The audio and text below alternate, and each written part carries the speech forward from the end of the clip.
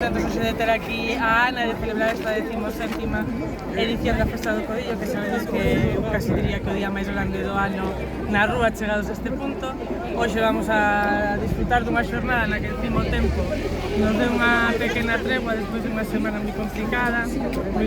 na que temos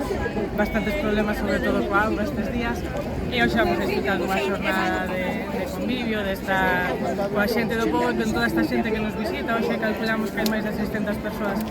de fora da rúa visitando o noso concello, disfrutando deste xantar popular e da festa de toda a fin de semana.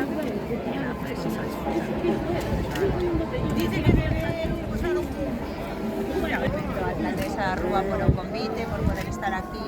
un día que sei que é moi importante para o concello, un día de reunión, de celebración, tamén de promoción dun produto como é o codillo, que evidentemente tamén mostra a calidade de todo o noso sector agrogandeiro, un sector agrogandeiro que desde o BNG pois creemos que é moi importante defender, porque sabemos que unha parte do rural vai a seguir vivo mentres teñamos a un sector agrogandeiro forte, e iso é o que facemos cando nos opoñemos a unha proposta como a do Tratado do Mercosur, que pon nunha situación moi complicada os nosos gandeiros e gandeiras e as súas explotacións, porque evidentemente van a ver como se hai unha competencia desleal e unha entrada moi importante de carne que pode provocar en moitos casos que moitas destas explotacións non vayan a ser viables, e polo tanto isto é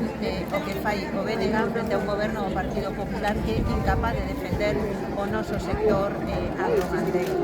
Evidentemente, este non é a única cuestión na que o Partido Popular deixa só o medio rural, e isto tamén acabamos de ver cos incendios forestais que dramáticamente se vivieron nesta comarca de unha forma moi intensa no Concello da Rúa. Estamos a 6 meses desos grandes incendios e o que vemos é como o goberno do Partido Popular foi incapaz de poder ni para a restauración, ni para que haxa unha retirada rápida da madeira, ni para que haxa unha regeneración de toda esta zona.